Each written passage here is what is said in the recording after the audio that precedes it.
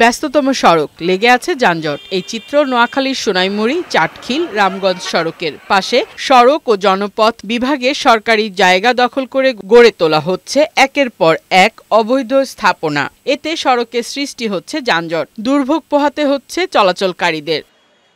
অভিযোগ উঠেছে চাটখিল পূর্ব বাজারের জাহাঙ্গীর টাওয়ারের সামনে নোয়াখালী সড়ক ও জনপথ বিভাগের জায়গা দখল করে স্থাপনা তৈরি করছে স্থানীয় ভূমিদস্যু বেলায়েত হোসেন, মঈনুদ্দিন, জাকির হোসেন ও শাহাবুদ্দিন সহ একটি প্রভাবশালী চক্র। এসব অবৈধ স্থাপনায় এখন বসছে মাদকের আখড়া।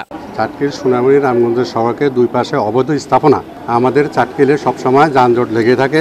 স্থানীয়দের অভিযোগ, প্রশাসন অবৈধ স্থাপনা উচ্ছেদে মাঝে মাঝে অভিযান চালালেও তা আবার প্রকাশ্যে দখল চলছে। ফলে প্রতিদিনই ভোগান্তিতে পড়ছে পথচারী, ব্যবসায়ী ও সাধারণ মানুষ। জনস্বার্থে সরকারি জায়গা উদ্ধারে প্রশাসনকে সর্বাত্মক সহযোগিতার আশ্বাস দিচ্ছেন রাজনৈতিক দলের নেতৃবৃন্দ। উনি যে উচ্ছেদগুলা করে আসার পর আবার ওগুলা স্থাপনা তৈরি করে ফেলে।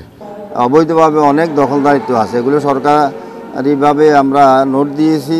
স্থানীয় রাজনৈতিক প্রভাবশালীদের ছত্রছাওয়া এরা দীর্ঘদিন থেকে এটা দখল করে রাখতেছে। সোনাইমুড়ি চাটখিল রামগঞ্জ সড়ক প্রশস্ত করতে সরকারি জায়গাগুলো শিগগিরই উদ্বোধন করা হবে বলে জানিয়েছে নোয়াখালী স ও জ কর্তৃপক্ষ।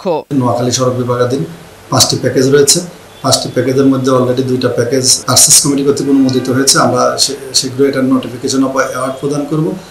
যে ইতিপূর্বে রোডসের অধিগ্রহণকৃত যে জায়গা ছিল, সেই জায়গার মধ্যে যে অবৈধ স্থাপনা ছিল সেইগুলো আমরা শীঘ্রই উচ্ছেদ অভিযানের কার্যক্রম পরিচালনা করব। শিগগিরই এইসব অবৈধ স্থাপনা উচ্ছেদ করে দায়ীদের আইনের আওতায় আনা হবে বলে জানান উপজেলা নির্বাহী কর্মকর্তা। চাটখিল উপজেলায় আপনার উচ্ছেদ অভিযানগুলো চলমান আছে। তো এখানে বিভিন্ন দপ্তর রয়েছে, সড়ক জনপথ, পানি বোর্ড, এক্সিএন সড়ক জনপথকে পাঠিয়েছি এবং আমার লোক পাঠিয়ে এটা বন্ধ রাখার নির্দেশ দিয়েছি। সরকারি জায়গা দখলমুক্ত করতে কঠোর নজরদারি ও স্থায়ী উদ্যোগ চান স্থানীয়রা। ফারহানা শিমু, বৈশাখী সংবাদ।